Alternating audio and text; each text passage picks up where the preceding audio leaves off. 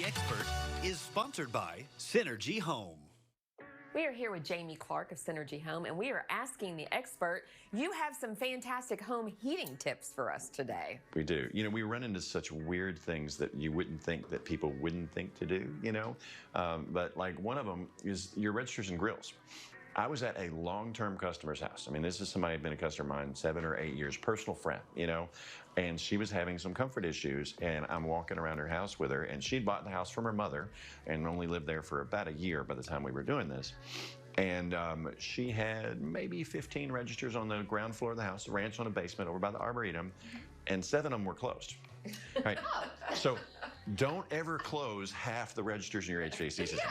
It's designed to move air, right? And if we start closing it, we're going to choke it. So it's really important. And, you know, we had one room that she was complaining was super cold.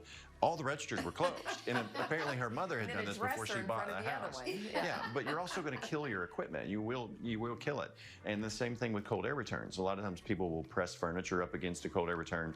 You need at least an inch gap on a cold air return. You know, that's the one that's big in the wall, that's like 20 by 20, or big in the floor, that's like 36 by 6. Those need at least an inch so the air can get around them. So proper airflow with the system is important.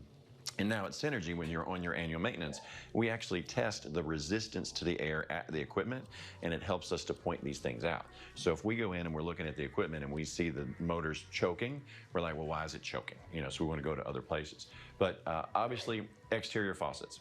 We've got really cold weather coming. Wind chill's going to be in the teens. Believe it or not, we see more busted pipes because of wind than we do of cold. When it's really, really cold, that wind can push that cold air into your crawl space, or if that faucet's not well insulated or doesn't have silicone around it, it can push it up in the wall, and it'll get inside of there and it'll cause the freeze and bust. So in the industry, we call it wind washing.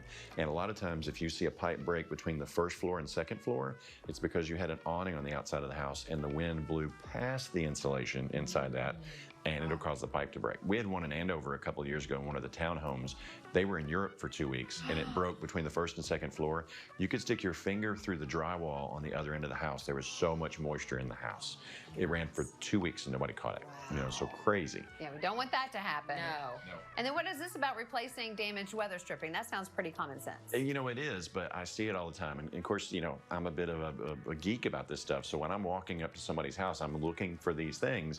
And I can't tell you how many houses I walk into that you've got a cat or a dog that's eaten the first 18 inches of weather stripping.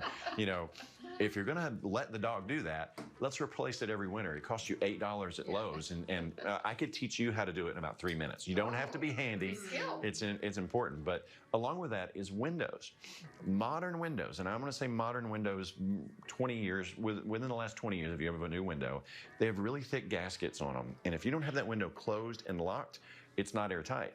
And we'll go into people's house and they'll have a comfort issue or something, and I'll walk over to the window and I'm like, it comes right up, you know? So it's really important to have your windows locked, not just closed. They've got to be locked. Well, that's good for the burglars, too, to keep them out. Well, locks keep honest people honest, right? You know, that's what my dad used to always say. So it's important. The window must be closed and locked. Same with your doors, for the weather stripping to do its job, because that's a cushy gasket, and it's going to keep it from having a tight seal if you don't have it ratcheted down, right? So it's important. And then, of course, we always talk about HVAC maintenance.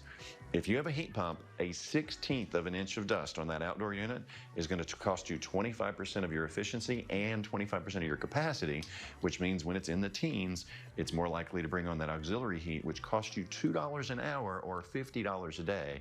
And this is my public service amount. Don't ever force your system into auxiliary or emergency heat. Never, ever do that, right? We've talked about that many times, but never force your system. It's smart enough to do it on its own. For these tips and more, if you want our office to come out and have one of our advisors educate you, walk around, talk about all the things, we don't charge for our time. We're going to give you an estimate on the things we can provide for you, help make your house more comfortable, more energy efficient.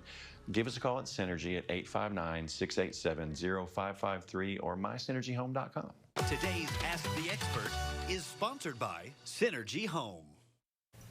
Now, don't you see why we call him the MVP That's of home right. comfort? All the information for Synergy is on your screen.